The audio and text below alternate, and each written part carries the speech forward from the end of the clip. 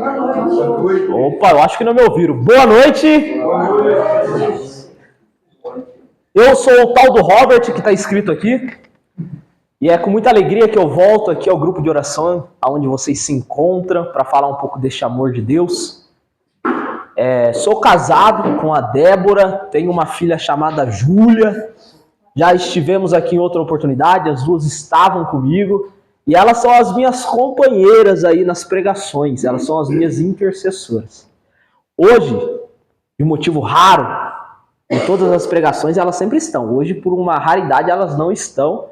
Elas ficaram em casa, até quando o irmão, usado por Deus, aí, me fez o convite para estar aqui essa noite com vocês. Eu falei para ele, calma, irmão, deixa eu ver aqui primeiro a agenda, porque eu sabia que tinha alguma coisa para me fazer hoje. Deixa eu ver a minha agenda aqui, já que eu te confirmo. Deixa eu chegar em casa. Senão não é briga, né? Você fala que vem e tem coisa pra fazer, não é briga. Cheguei em casa, lembrei, amanhã é aniversário da minha filha. E eu não tinha certeza se a gente ia comemorar hoje ou amanhã. Porque amanhã é dia do nosso grupo de oração. O grupo de oração lá dá uma estendida às vezes lá, que não dá pra fazer nada depois. Vai até umas 9 horas da noite lá, o pessoal meio louco. Aí eu falei pra minha esposa que... Daí ela, não, conversamos, não, pode ir, tudo bem, eu estou aqui hoje, elas estão lá preparando as coisinhas para o aniversário da minha filha amanhã. A gente vai fazer depois do grupo aí, pela honra e glória do Senhor. Estamos aí, firme e forte. Meu irmão e minha irmã, é sempre uma alegria muito grande poder falar de Deus. Seja onde for, seja no meu trabalho, seja na minha casa, seja aqui no grupo de oração, lá no meu grupo de oração, que é lá no Banhado. Meu grupo de oração acontece lá no Banhado. Faço parte do grupo lá há 28 anos. Eu tenho, Donizete, faz 28 anos, eu tenho 28 anos, eu nasci, eu estava lá na barriga da minha mãe, desde o meu primeiro dia. 28 anos que eu estou lá desde a barriga da minha mãe. E, para a honra e glória do Senhor, venho caminhando todo esse tempo aí, sem nenhum percalço da vida que tenha me afastado do Senhor. Mas, às vezes a gente... Caminhando com Deus, a gente ainda dá uma balançada, né? Faz parte da nossa vida.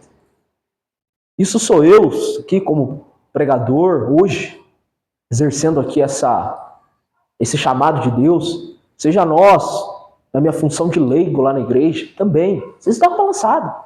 Faz parte da nossa vida. Às vezes você tem um filho, tem uma filha, um neto, que deu uma balançada, que sabe o caminho.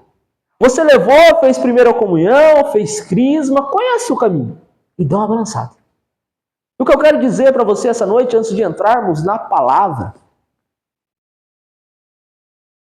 Deus tem uma história para cada um. A história não vai ser igual a minha, igual a sua. Deus tem um plano na vida dele, na vida dela, na sua também, na minha. E esse plano varia de pessoa para pessoa, de tempo para tempo. E quando a gente pega um tema muito lindo desse, aonde que se eu buscar o Senhor de todo o meu coração, Ele permite ser encontrado. Antes de eu entrar na palavra, eu quero te dizer essa noite. Ali está dizendo, lá no livro de Jeremias, diz que eu tenho que buscar o Senhor de todo o meu coração. A gente vai ver. Eu tenho que buscar o Senhor de todo o meu coração. Não é só de um pedaço dele. Não é só de uma parte dele. Não é que eu tenho que buscar o Senhor quando convém, ou quando dá hora de vir no grupo, ou quando dá hora de ir na missa, que eu preciso buscar o Senhor. Eu preciso buscar o Senhor de todo o meu coração. Olha como é lindo isso, meu irmão e minha irmã. Eu tenho que buscar o Senhor de todo o meu coração. Quando o irmão fez o convite para mim estar aqui, eu estava dirigindo, falei, calma que eu vou chegar em casa, eu já vejo isso aí. Só que naquela manhã, na minha função de marido, da minha esposa, a gente tinha se estranhado. As coisas não estavam legal. Cheguei em casa, conversamos, tal, e ainda não tínhamos se ajeitado.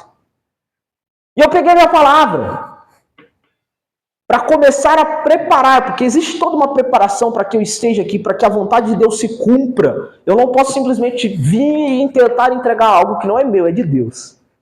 E eu falei, eu vou preparar. E eu sentado, falei, Senhor, rezei em cima da palavra. Senhor, para onde que eu vou, né? A gente sempre pergunta isso quando a gente está preparado. Senhor, para onde que eu vou? O que as pessoas de lá precisam ouvir do Senhor através de mim? Fala para mim. E Deus só falava assim, Mateus 5, 23. Mateus 5, 23, fui lá. Eu até sabia. Meu irmão, Mateus 5,23 vem nos dizer que eu preciso, é uma parábola que o Senhor está contando, que o homem leva uma oferta a Deus e Deus fala para ele, deixe aí, vai lá, se concilia com teu irmão e volta. Deixa aí. Se concilia e volta. Se concilia e volta. Muitas das vezes a gente está falando aqui, olha o que está escrito ali, não é de um pedaço do meu coração que eu estava falando, mais de 90% do meu coração estava ok, mas tinha um detalhe naquela noite que estava mudando tudo. E Deus ele quer muito fazer na minha vida. Deus ele quer muito fazer na sua vida. Ele quer muito. Ele moveu céu e terra. Ele mandou seu Filho único para morrer na cruz, para nos libertar, porque Ele quer muito. A parte de Deus aqui, ó, passa uma linha no meio. De um lado estou eu e do outro lado está Deus. A parte de Deus, Ele quer muito. Ele se esforça muito. Ele me busca, Ele te busca, Ele busca a sua família, a sua casa a todo tempo. E Ele faz isso de uma maneira perfeita. Não fica nenhum detalhe. Deus, Ele quer muito. Só que às vezes, aquele 10% que eu estava no meu coração, eu estava impedindo a ação de Deus. Isaías 59 vem nos dizer isso.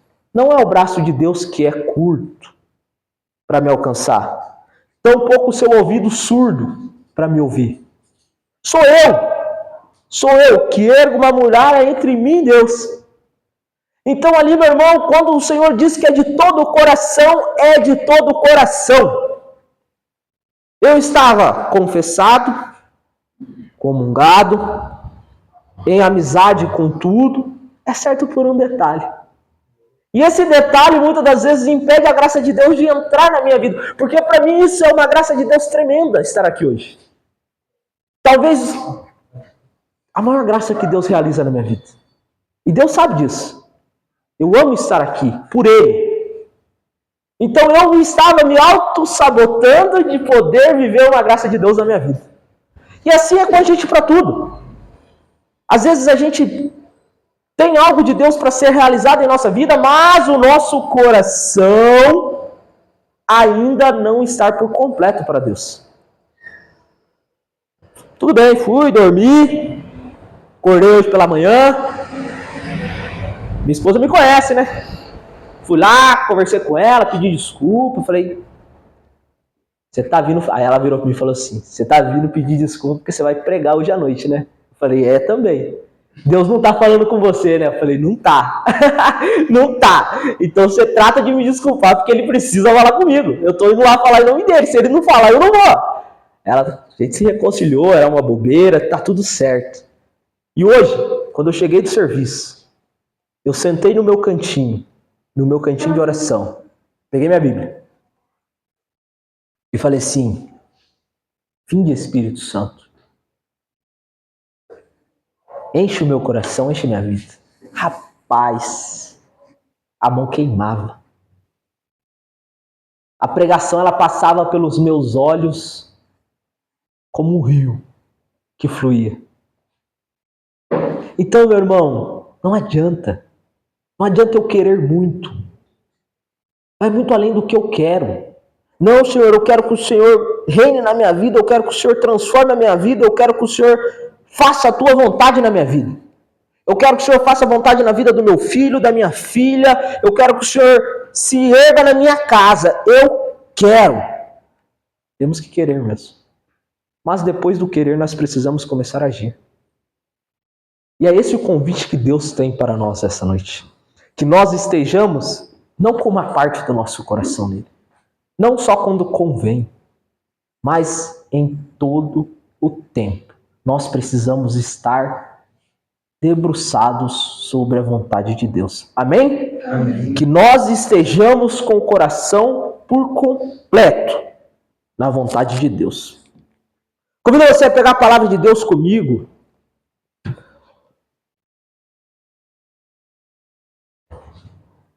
Lá no livro de Jeremias, 29. Jeremias 29, 11.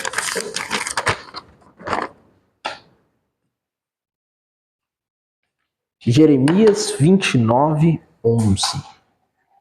Só para dar contexto aqui do que estava acontecendo, algo que não é muito distante da nossa realidade. O povo de Deus, ele tinha sido deportado lá para a Babilônia. E chegando lá, meu irmão e minha irmã, eles começaram a observar o costume daquele povo. Lá tinha adivinhos, lá tinha pessoas que falavam sobre o futuro, tinham pessoas que mexiam com magia, tinham pessoas que estavam fazendo coisas que não agradavam o Deus daquele povo. O povo de Deus estava no meio de um povo que não agradava a Deus. E esse povo de Deus, ele começou a ter dúvidas. Olha que loucura. Passaram tantos tempos e a gente vive nesse tempo hoje. Claro que do modo muito mais velado, do modo muito mais às escondidas, do modo que parece bom, do modo que parece apropriado, do modo que parece certo.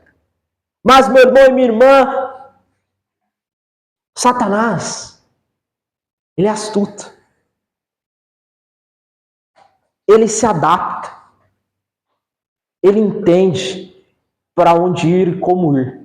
E hoje a gente sofre muito como esse povo estava sofrendo. E essas promessas de Deus aqui no Velho Testamento, ela se prolonga, e a gente vai fazer um paralelo aqui rápido com outras passagens para a gente ver que a gente ainda vive isso. A palavra de Deus nos diz assim, ó. Bem, conheço os desígnios que mantenho para convosco, desígnios de prosperidade e não de calamidade, de vós garantir um futuro e uma esperança. Vós me evocarei e eu vireis suplicar-me, e vos atenderei.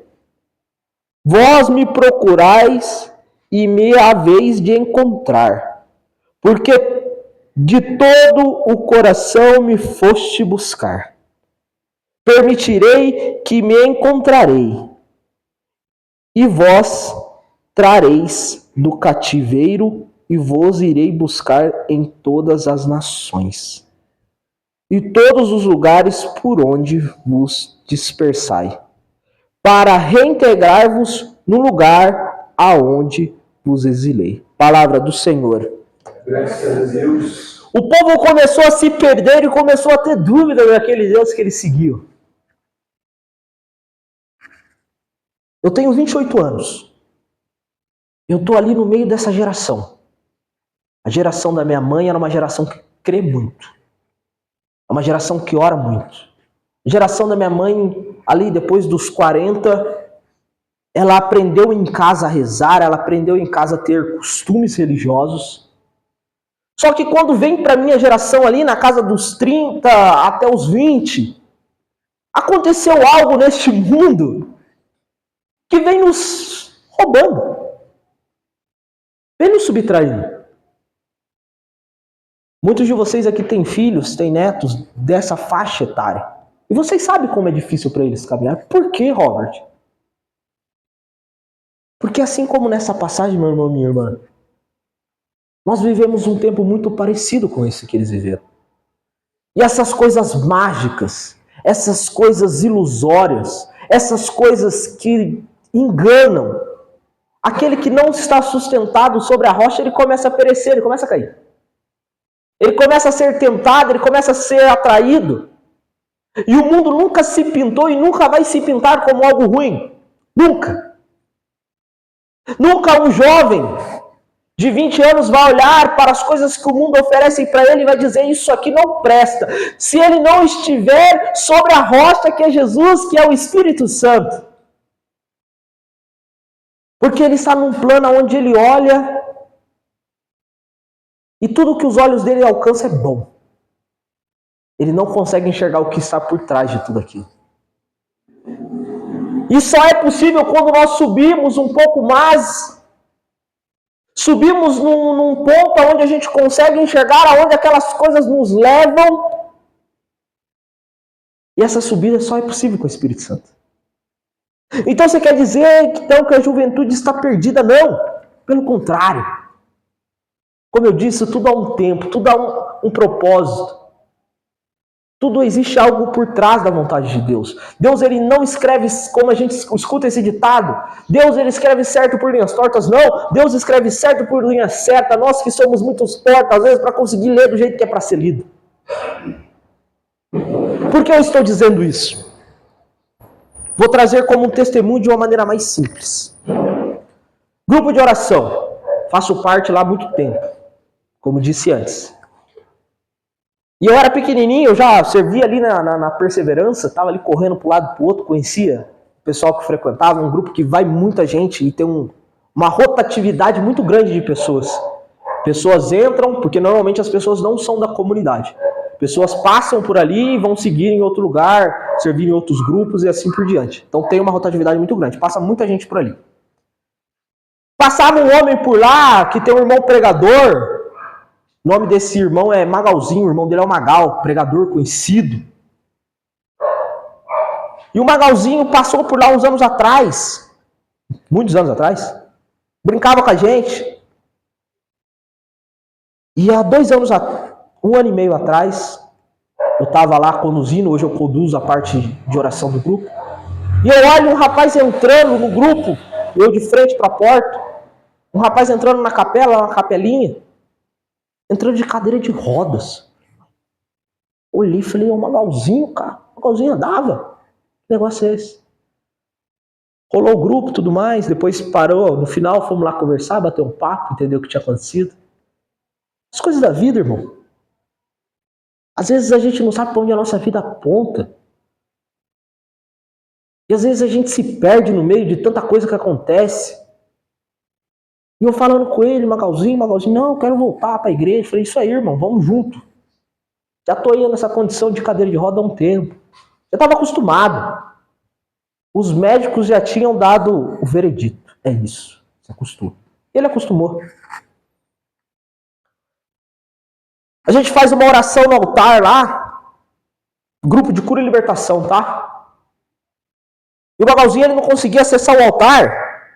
E ele pegava o pano do altar e ele amassava assim, ele segurava com tanta fé assim, ó. E começou nos grupos.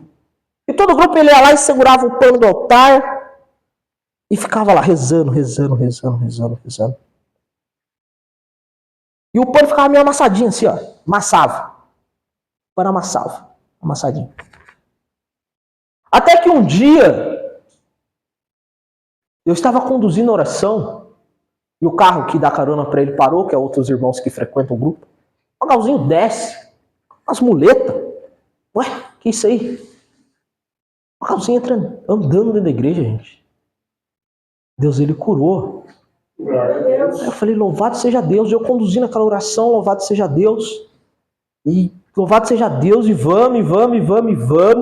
E hoje o Magalzinho anda sem muleta, sem nada. Isso tem 1 ano atrás.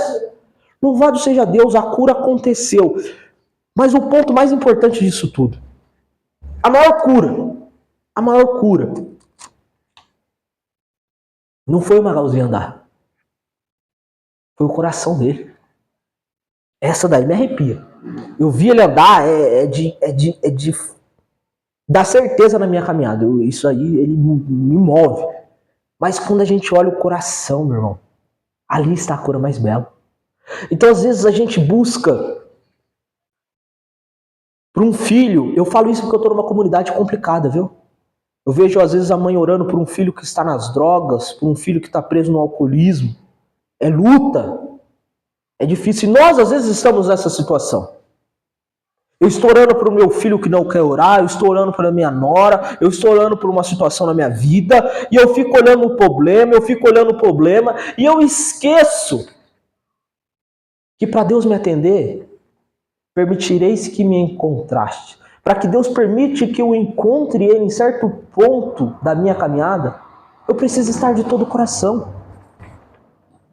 Eu preciso abandonar. Então, às vezes, a gente fica muito preocupado Como eu disse, eu faço parte de um grupo de cura e libertação. Eu fico muito preocupado em uma cura, eu fico muito preocupado numa libertação de demônios, eu fico muito preocupado em uma libertação psicológica, emocional. Mas o processo começa de dentro para fora. É com uma mudança de atitude. É com uma mudança de pensamento. E isso aconteceu com o Magalzinho. Um dia o padre, uma vez por mês, antes do grupo tem uma missa, uma vez por mês. Aí passou uns 3 meses no Magalzinho, 10, louvado seja Deus. O padre chegou no meio da missa, o padre parou, olhou o altar, foi lá na onde o Magalzinho pegava, passou a mão assim, no meio da missa. A minha mãe é ministra, minha tia também. Aí ele perguntou para as duas, ué, até que enfim resolveram passar o pano do altar, viu? Por quê? Porque ele já tinha percebido que toda vez estava amassado, mas não era amassado porque não estava tendo cuidado. É porque alguém segurava com tanta força ali, tanta certeza, que chamou até a atenção do padre. E aí contou a história para ele, louvado seja Deus. O que eu quero te dizer? Era óbvio que o Magalzinho ia lá para encontrar talvez uma cura para suas pernas, para sua coluna. É óbvio que se eu tenho um problema, eu trago para o grupo, tem que trazer. A palavra de Deus nos diz isso, tem que trazer. Mas mais do que trazer isso, é trazer um coração que esteja disposto a mudar. É trazer um coração que esteja disposto a ser usado de verdade por Deus. Porque não existe cura maior, não existe libertação maior do que um coração transformado. Por que eu estou dizendo isso? Porque eu insisto nisso. Bem, conheço os desígnios que mantenho para convosco. O Senhor aqui, Ele está nos dizendo que Ele sabe de todas as promessas da minha vida, na sua vida. Ele sabe de tudo o que Ele planejou para você, para sua casa, para sua família. Ele sabe. Conheço os desígnios que mantenho para convosco. Não precisa pegar, vou pegar só para confirmar essa palavra. Filipenses 1,6. Estou persuadido do que aquele que iniciou em vós essa obra excelente lhe dará acabamento. Eu tenho certeza, o que São Paulo disse ao povo de Filipe, eu tenho certeza que aquele que começou uma obra na sua vida. Você lembra que eu falei lá, muitas vezes a gente levou um filho para catequese, para o crisma, a gente fez a nossa parte como pai e mãe, a gente fez a nossa parte por uma pessoa que a gente amava, e hoje ela não caminha. Olha o que o Senhor está dizendo para nós essa noite. Eu tenho certeza que Ele não começa uma obra e deixa por acabar. Então o Senhor, Ele conhece os desígnios que tem para a tua vida, para a tua casa, para a tua família. Ele conhece os desígnios, Ele conhece as promessas, Ele não se esquece. Ele apenas tem uma maneira certa de conduzir. Talvez se Ele conduz agora, nós não estejamos preparados para observar da maneira que é para ser observada. Talvez nós não estejamos preparados para viver a vida como Ele planejou para nós. O dia que eu vivi essa experiência dos desígnios de Deus na minha vida, as coisas de Deus se revelam. Hoje Deus se revela. Estava eu nos meus primeiros dias de vida da minha filha, eu não lembro se eu dei esse testemunho, mas se dei, serei bem breve, prometo. Estava eu nos primeiros dias de vida da minha filha, que tinha acabado de nascer, só chorava a criança. Pensa numa criança que chorava. Dia e noite chorava a Júlia. A Júlia chorava. E eu virei para minha esposa e falei assim, não é normal, não é possível. Chorar dia e noite desse jeito, não é normal. Levava no médico, é dor de barriga, é gases, é normal, criança na cidade tem. Um mês se passou, 30 dias. A Júlia chorava a noite inteira. A Júlia chorava o dia inteiro. O médico fazia exame e não encontrava nada. Eu falava para o Senhor, Senhor, eu não sei onde o Senhor quer me levar com isso não. Eu trabalhando, pregando, fazendo grupo de oração, cansado. E eu chegava em casa, choro. Falava, Senhor, não estou aguentando mais, estou me arrastando já. E Deus falava muito isso sobre o meu coração, os desígnios, as vontades dele e o como ele queria cumprir as vontades dele. Depois de um mês eu falei para o Senhor, Senhor, mostra para mim o que o Senhor quer disso tudo para mim. O que o Senhor quer pra gente aqui em casa disso tudo. Porque tá difícil, não tá fácil não, é luta. É luta. Por fim encontramos uma médica que bateu o olho nela, falou assim, não fez nem exame nem nada, falou assim, essa criança ela tem alergia à proteína do leite. Ela não pode com leite, nada que tenha leite. Não é nem lactose, é proteína do leite, é um pouco mais complicado. Louvado seja Deus, vamos ajeitar isso aí então. Vamos lá, compramos leite, a fórmula específica, R$300 a lata, durava uma semana. Financeiramente me quebrou de uma maneira tremenda. E eu louvava a Deus, eu falava, Senhor Deus, seja louvado por ter o leite para ela tomar. E eu no grupo de cura e libertação. Conduzindo as orações de cura e libertação. Só que todo o meu coração naquela época, assim como hoje, estava para Deus. Eu não estava metade em Deus e metade no mundo, eu não estava metade em Deus e metade nas minhas vontades, não, eu estava para Deus naquela época. Deus ele se aproxima de nós na luta, sabia? É uma coisa linda isso, eu acho isso fantástico. Deus ele se aproxima da gente nesses momentos e ele se aproxima de uma maneira tão viva. Eu rezava muito assim nessa época mesmo, ao ponto de Deus caminhar assim, presença viva do meu lado mesmo, sabe? Às vezes a gente fala isso, Deus ele tá, obviamente, presença viva do nosso lado todo tempo. Mas nessa época eu sentia Deus. E Deus ele me permitiu passar nesse momento por isso. E foi luta durante um ano. E todo o grupo de oração que eu entrava lá para conduzir oração, para orar pelos irmãos, eu passava do lado da Júlia e falava assim, Senhor, eu posso orar para ela, para cura? O Senhor fazia silêncio. Quando o Senhor quiser, o Senhor me avisa. E eu passava. Um ano nessa espera de Deus. Mas Deus ele tinha os desígnios dele para mim, para minha casa. E a minha esposa falava assim, eu vejo você orar para todo mundo, porque você não ora para a Júlia, pedir para Deus curar ela, se for a vontade dele. Eu falava, não, vamos esperar mais um pouco. Até um dia, no retiro de carnaval, lá na comunidade, no banhado, a unção subiu a um nível que até hoje eu não vi, só vi aquele dia. Jesus Eucarístico estava presente. Foi lindo.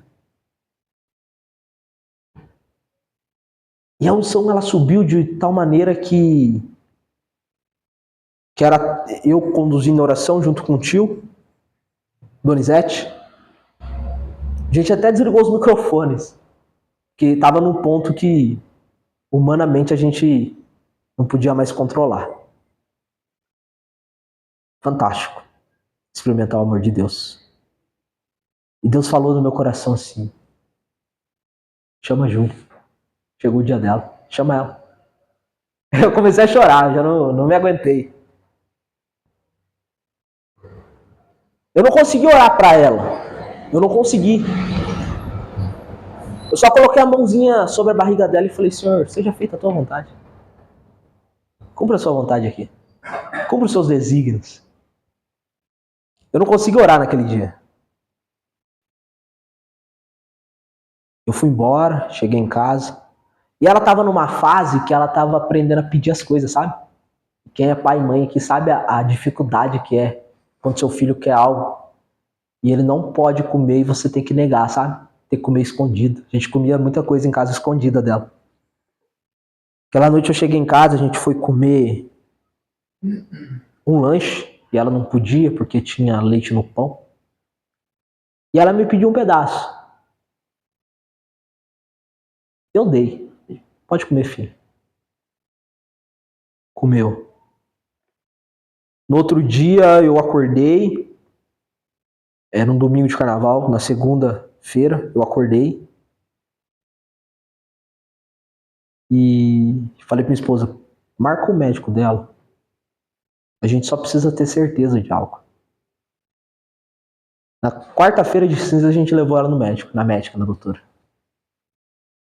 O doutor olhou. Vou pedir uns exames, tá, pai? Já que você tá pedindo, eu vou pedir uns exames. Eu falei, tá bom, pode pedir. Mas faz o seguinte, pai. Ela fez uns testes lá com as canetas que ela tinha. Faz o seguinte, pai. Pode introduzir na alimentação dela devagarzinho o leite, a gente vai observar. Eu falei, tá bom. Já tinha entendido, irmão. Eu não tinha dúvida mais, eu só precisava ir lá pra pegar o papel e ir embora.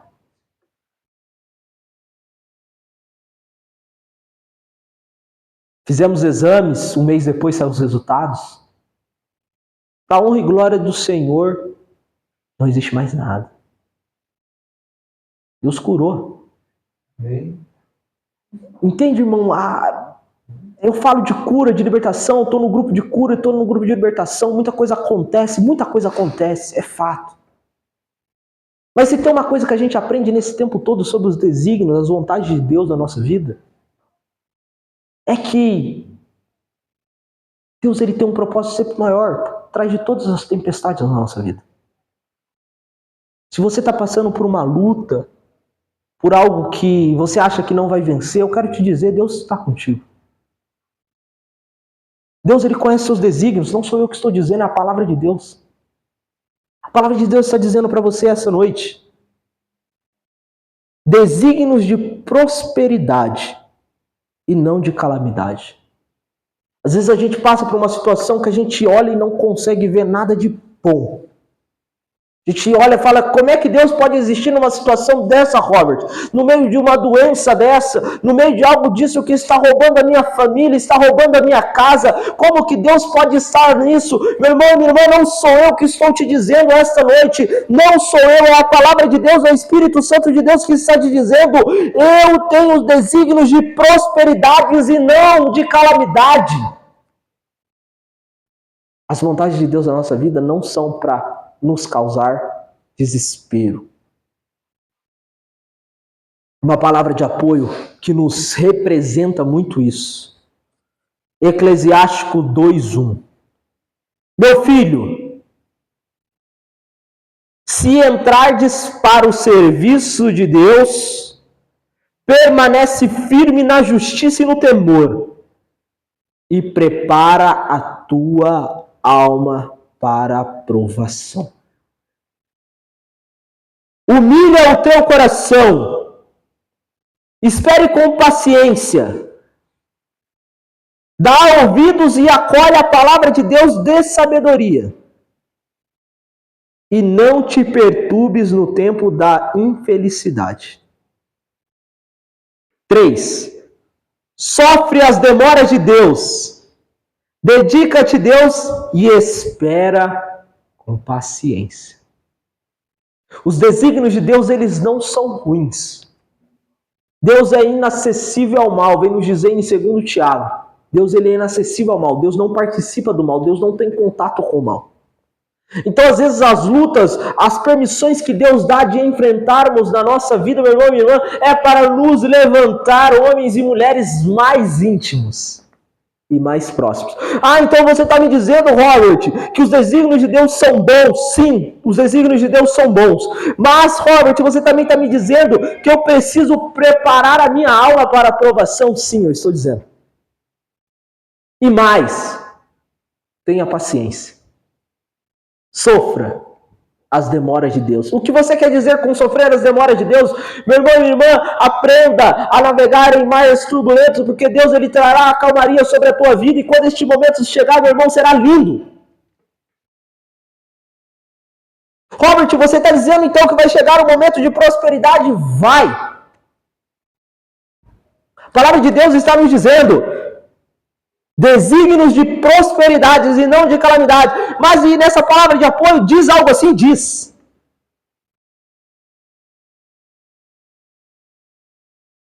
palavra diz assim, ó. Aceita tudo o que te acontece. Na dor, permanece firme. Na humilhação, tenha paciência. Pois é pelo fogo que se experimenta o ouro e a prata. Vós que tendes o Senhor, espera na sua misericórdia. Para que, no derradeiro momento, a tua vida se enriqueça. Olha como isso é lindo. Espere com paciência. Sofra as demoras. Aprenda a caminhar com Deus em meio a tudo que acontece na nossa vida. Porque no derradeiro momento, no momento certo, no momento separado por Deus, a nossa vida irá se enriquecer. Eu não estou falando de bens materiais, não. Também pode ser, mas não necessariamente disso. Que a nossa vida se enriqueça de bênçãos, de graças e mais. Que nós possamos estar caminhando com a nossa família. Deus, Ele quer falar isso para você essa noite, meu irmão e minha irmã. Que você prepare a tua vida, prepare a tua alma, porque Ele tem desígnios de prosperidade e calmaria, para garantir para nós a esperança. Porque eu de todo o meu coração, se eu buscá-lo de todo o meu coração, se eu deixar o meu coração todo para Deus, Ele virá até mim. Lembra aquela história da linha no chão? O meu lado e o lado de Deus? Opa, esvaziei o meu coração e disse, Senhor, aqui está. E Deus, Ele nos alcança. Essa é a certeza que você precisa levar essa noite. Eu não sei o que você enfrenta, eu não sei qual é a sua luta, eu não sei o pelo que você ora, o como você ora. Mas uma coisa é certa. Da maneira que você está, como você está, do jeito que você está, Deus, Ele quer te encontrar essa noite. Deus, Ele quer encontrar a sua casa, a sua família. Deus, hoje, Ele quer te encontrar de uma maneira diferente. Você lembra que eu falei daquela unção, naquele dia específico no retiro de carnaval? Uma unção que eu nunca vi. Deus, Ele quer usar essa unção todos os dias na tua e na minha vida. Deus, Ele está preparado para nos dar o melhor sempre. Só que o nosso coração às vezes está fechado. O nosso coração, como ele tem certeza das coisas. Eu sei como ora, eu sei como faz, Robert. Eu sei de tudo isso que você está falando. Nosso coração, ele tem tantas certezas. E essa certeza às vezes acaba afastando a vontade de Deus. Porque é óbvio que Deus não quer isso para mim. A gente se limita a viver as nossas vontades do que as vontades de Deus. Então eu convido você a ficar de pé essa noite. Fica de pé. Convido você a ficar de pé para que nós possamos orar. Orar por um coração mais aberto, por um coração entregue na vontade de Deus. Um coração que faça a vontade de Deus. Um coração que ouve a vontade de Deus. Um coração que acolhe a vontade de Deus e mais, um coração que vive a vontade de Deus. Coloca a mão sobre o teu coração e fecha um pouquinho os teus olhos.